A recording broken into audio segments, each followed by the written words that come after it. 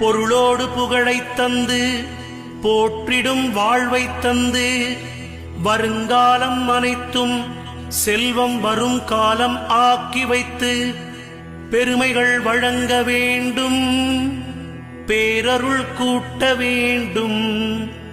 அருள்மிகு குருவே உன்னை அடிபணிந்து வணங்குகின்றேன். வருடம் ஓர் ராசி வீதம் வட்டமாய் சுழன்று வந்தே தருகிற பலனை நாங்கள் தங்கமாய் ஏற்றுக்கொள்வோம். வருகிற நாட்களெல்லாம் வசந்தமாய் மாறுதற்கே அருள் தரும் உனது பார்வை அனுதினம் எமக்கு வேண்டும்.